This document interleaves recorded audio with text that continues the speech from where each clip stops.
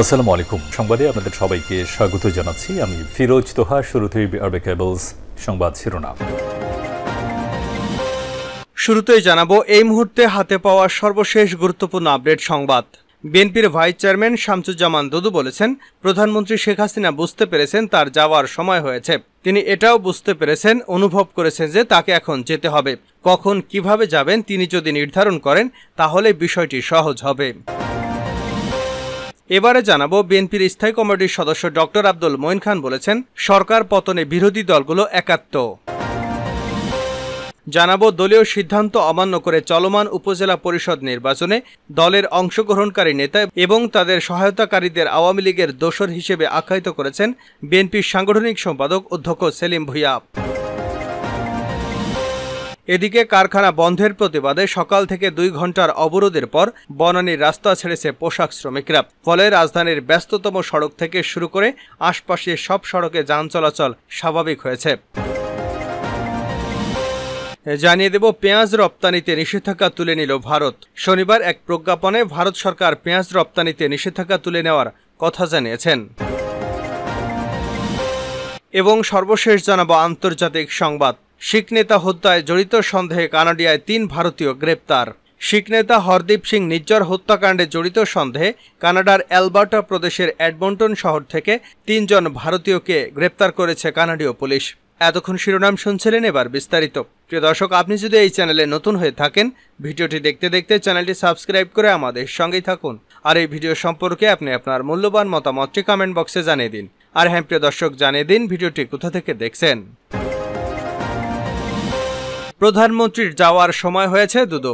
বিএনপির vice chairman Shamsuzzaman দুদু বলেছেন, প্রধানমন্ত্রী শেখ হাসিনা বুঝতে পেরেছেন তার যাবার সময় হয়ে গেছে।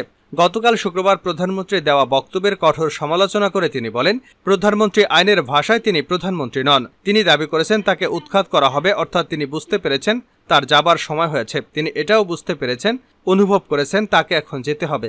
কখন কিভাবে যাবেন তিনি যদি নির্ধারণ করেন তাহলে বিষয়টি সহজ হবে। দুদু বলেন, তিনি পদত্যাগ করলে গত 15 বছরে যে জঞ্জাল, যে লুটপাট, যে নির্মমতা, সেটার অবসান ঘটবে। তাহলে তত্ত্বাবধায়ক সরকারের পথ সুগম হবে। একটা ভালো নির্বাচনের মধ্য দিয়ে যারা জনপ্রিয়, জনগণ যাদের চায় তারা ক্ষমতায় আসবে। শনিবার দুপুরে ঢাকা রিপোর্টার্স ইউনিটি নজরুল হামিদ মিলনায়তনে বাংলাদেশ ইউথ ফোরাম আয়োজিত বিএনপির যুগ্ম মহাসচিব হাবিবুর নবী খান সোহেল এবং নির্বাহী কমিটির সদস্য হাবিবুর রহমান হাবিব সহ কারাবন্দী সব নেতাকর্মীদের মুক্তির দাবিতে এক প্রতিবাদ সভায় প্রধান অতিথির বক্তব্যে তিনি এসব কথা বলেন। শামসুজ্জামান দুদু বলেন, প্রধানমন্ত্রীর কথায় মনে হচ্ছে বাংলাদেশের রাজতন্ত্র প্রতিষ্ঠিত হয়েছে। উনি বলতে চাইছেন তারপরে কে, এটা তো তার নির্ধারণ করার দরকার নেই। তার দল নির্বাচনে যাবে, জনগণ নির্ধারণ করবে এই ফ্যাসিবাদের পরে কারা ক্ষমতা এসে দেশে গণতন্ত্র প্রতিষ্ঠা করবে। এটা ভাবা যায় না। সারা বিশ্বের কোনো রাজনৈতিক দলের বিরুদ্ধে 1.5 লাখ মামলায় 50 লাখের অধিক বিরোধী দলীয় নেতাকর্মীদের আসামি করা হয়। আন্দোলনের সফলতা আসবে দাবি করে দুদু বলেন, বাংলাদেশের রাজনীতি এমন একটি পর্যায়ে চলে গেছে, এর থেকে বেরিয়ে আসতে হলে আমাদের আন্দোলন করতে হবে। এই আন্দোলনের মধ্য দিয়ে আমাদের সফলতা আসবে। আন্দোলন চলছে, আন্দোলন চলবে। এই ফ্যাসিবাদ সরকারকে আমরা যতদিন পর্যন্ত পরাজিত করতে না পারবো, পদত্যাগ করতে বাধ্য করতে না পারবো, ততদিন আন্দোলন চলবে। সরকার পতনে বিরোধী দলগুলো একাত্ম, ডক্টর মঈন খান। বিএনপির স্থায়ী কমিটির সদস্য ডক্টর আব্দুল মঈন খান বলেছেন, ক্ষমতাসীন সরকারের পতনের লক্ষ্যে বিরোধী রাজনৈতিক দলগুলো ষড়যন্ত্র করছে না, বরং আন্দোলনে একত্র। ডান বাম সবাই তারা প্রকাশ্যে বলেছে এই সরকার জনগণের ভোটে নির্বাচিত নয়, তারা প্রহসনে নির্বাচন করে ক্ষমতাসীন হয়েছে। শনিবার সকালে রাজধানীর শেরেবাংলা নগরে বিএনপির প্রতিষ্ঠাতা ও সাবেক প্রেসিডেন্ট শহীদ জিয়াউর রহমানের সমাধি জিয়ারত শেষে সাংবাদিকদের প্রশ্নের জবাবে তিনি এমন মন্তব্য করেন। এর আগে জাতীয়তাবাদী উলামা দলের নতুন আহ্বায়ক কমিটির নেতাদের নিয়ে জিয়াউর রহমানের মাজারে ফুল দিয়ে শ্রদ্ধা নিবেদন এবং বিশেষ মোনাজাত করেন নেতারা। ডক্টর আব্দুল মঈন খান বলেন, বিএনপির এই আন্দোলন ক্ষমতায় যেতে নয়, ক্ষমতার কাঠামোর পরিবর্তনের জন্য বিএনপির সেই লক্ষ্যে রাজপথে আছে এবং রাজপথে থাকবে। উপজেলা নির্বাচনে অংশগ্রহণকারীরা আওয়ামী লীগের দোসর সেলিম ভূঁইয়া। দলীয় সিদ্ধান্ত অমান্য করে চলমান উপজেলা পরিষদ নির্বাচনে দলের অংশগ্রহণকারী নেতা এবং তাদের সহযোগীদের আওয়ামী লীগের দোসর হিসেবে আখ্যায়িত করেছেন বিএনপির সাংগঠনিক সম্পাদক অধ্যক্ষ সেলিম ভূঁইয়া। বিকেলে কুমিল্লা মেঘনা উপজেলার লুটেরচর ইউনিয়নের উপজেলা বিএনপি নেতাদের সঙ্গে এক মত বিনিময় সভায় প্রধান অতিথির বক্তব্যে তিনি এসব কথা বলেন। উপজেলা নির্বাচন বর্জন উপলক্ষে এ অনুষ্ঠানের আয়োজন করা হয়। সেলিম ভূঁইয়া বলেন, বিএনপি তথাকথিত উপজেলা নির্বাচন বর্জন করেছে। দল ও দলের ভারপ্রাপ্ত চেয়ারম্যানদের নির্দেশ অমান্য করে যারা উপজেলা নির্বাচনে অংশগ্রহণ করেছে তারা লোভী, তারা দেশ, দল এবং জাতির শত্রু, তারা ফ্যাসিস্ট সরকারের দোসর। এ ধরনের সুবিধাবাদীদের দলে আর স্থান দেওয়া হবে না। তাদের সহায়তাকারীদের বিরুদ্ধেও দলের পক্ষ থেকে কঠোর সাংগঠনিক ব্যবস্থা নেওয়া হবে। 2 ঘন্টা পর সড়ক ছাড়লেন শ্রমিকরা। কারখানা বন্ধের প্রতিবাদে সকাল থেকে 2 ঘন্টা অবরোধের পর বনানীর রাস্তা ছেড়েছেন পোশাক শ্রমিকরা।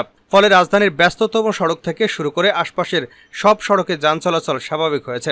শনিবার সকাল 10টার দিকে পুলিশের হস্তক্ষেপে শ্রমিকরা সড়ক ছেড়ে গেলে রাস্তায় যান চলাচল স্বাভাবিক হয়। বিষয়টি নিশ্চিত করে বনানী থানার ওসি কাজী শাহান হক জানান, নেপারেল গার্মেন্টস লিমিটেডের নামে একটি কারখানা বন্ধের প্রতিবাদ করেন শ্রমিকরা। সকাল 8টার পর থেকে বনানী সৈনিক ক্লাবের সামনে অবরোধ করেন। সেখানে 10টা পর্যন্ত ছিলেন তারা। পরে শ্রমিকদের সঙ্গে কথা বলার পর তারা সড়ক থেকে সরে যায়। এখন যান চলাচল স্বাভাবিক রয়েছে। এর আগে কারখানা বন্ধের প্রতিবাদে সকাল 8টার কিছু পর সড়ক অবরোধ করে বিক্ষোভ করতে থাকেন কারখানাটির শ্রমিকরা। এর ফলে বিজয় সরণি থেকে বিমানবন্দর পর্যন্ত সড়কে তীব্র যানজটের সৃষ্টি হয়। এতে ভোগান্তিতে পড়েন সাধারণ মানুষ। বিশেষ করে মহাখালী ও বিমানবন্দরগামী যাত্রীরা বেশি দুর্ভোগে পড়েন। ফলে অনেকেই বাধ্য হয়ে গাড়ি থেকে নেমে হেঁটে গন্তব্যে যান। খবর পেয়ে পুলিশ দ্রুত ঘটনাস্থলে গিয়ে শ্রমিকদের বোঝানোর চেষ্টা করেন। এক পর্যায়ে সকাল 10টার দিকে রাস্তা ছাড়েন তারা।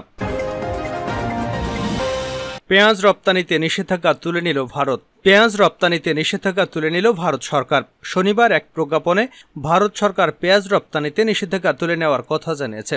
মহারাষ্ট্রে লোকসভা নির্বাচন সামনে রেখে সেখানকার ব্যবসায়ীদের স্বস্তি দিতেই মূলত এই সিদ্ধান্ত নেওয়া হয়েছে। ভারতের director general of foreign trade প্রতি টন পেঁয়াজের রপ্তানি মূল্য নির্ধারণ করেছে $550। ভারতের বিশেষ করে মহারাষ্ট্রে পেঁয়াজের চাষ এবং ব্যবসায়ীদের অনেক আগে থেকে পেঁয়াজ রপ্তানি নিষেধাজ্ঞা প্রত্যাহারের দাবি জানিয়ে আসছে সেখানে, কারণ রপ্তানি নিষেধাজ্ঞা দেওয়ার পরেই তারা ক্ষতিগ্রস্ত হয়েছে। শেষ করছে আন্তর্জাতিক সংবাদ দিয়ে। শিখ নেতা হত্যায় জড়িত সন্দেহে কানাডায় 3 ভারতীয় গ্রেপ্তার। শিখ নেতা হরদীপ সিং নিজ্জর হত্যাকাণ্ডে জড়িত সন্দেহে কানাডার অ্যালবার্ট প্রদেশের এডমন্টন শহর থেকে 3 জনকে গ্রেপ্তার করেছে কানাডীয় পুলিশ। শুক্রবার দেশটির পুলিশ সুপারিনটেন্ডেন্ট মনদীপ মুকের জানিয়েছেন, গ্রেপ্তার 3 জন হলেন করণ ব্রার 22, কমলপ্রীত সিং 22 এবং কিরণপ্রীত সিং 28। তারা সবাই এডমন্টন শহরের বাসিন্দা এবং ভারতীয়। তাদের বিরুদ্ধে হত্যার অভিযোগ আনা হয়েছে। তিনি আরও জানান, এই হত্যাকাণ্ডের তদন্ত চলছে এবং এর সঙ্গে ভারত সরকারের সংশ্লিষ্টতা আছে কিনা তা খতিয়ে দেখা হচ্ছে। এই 3 জন ছাড়াও হত্যাকাণ্ডের সঙ্গে আরও অনেকেই জড়িত থাকতে পারেন। তাই সামনে গ্রেপ্তারের সংখ্যা বাড়তে পারে এবং তাদের বিরুদ্ধে অভিযোগ আনা হতে পারে। খবর বিবিসির। গত বছরের জুনে কানাডার ভ্যানকুভার শহরের কাছে গুলি করে হত্যা করা হয় 45 বছর বয়সী হরদীপ সিং নিজ্জরকে। নিজ্জরের স্বজনরা জানিয়েছেন, কানাডার গোয়েন্দা বিভাগ নিজ্জরকে আগেই হত্যাকাণ্ডের ব্যাপারে সতর্ক করেছিল। হত্যাকাণ্ডে ভারতীয় গোয়েন্দা সংস্থার বিরুদ্ধে অভিযোগ তুলেছেন কানাডার প্রধানমন্ত্রী জাস্টিন ট্রুডো। তার এই অভিযোগের পর দুদেশের মধ্যে কূটনৈতিক সম্পর্কে টানাপোড়েন দেখা গেছে। শতকের 70-এর দশকে ভারতের শিখ সম্প্রদায়ের অনেকেই বিচ্ছিন্নতাবাদী বিদ্রোহ শুরু করেন। এই বিদ্রোহ দমনের সময় হাজারো মানুষ নিহত হয়েছিলেন। বর্তমানে ভারতের বাইরে বিভিন্ন দেশে পাঞ্জাবে স্বাধীন রাষ্ট্রের দাবিতে আন্দোলন চালিয়ে আসছে শিখেরা। স্বাধীন শিখ রাষ্ট্র খালিস্তান প্রতিষ্ঠার আন্দোলনে সঙ্গে যুক্ত ছিলেন নিজ্জর। বিচ্ছিন্নতাবাদী হিসেবে তাকে সন্ত্রাসী হিসেবে তালিকাভুক্ত করেছিল ভারত।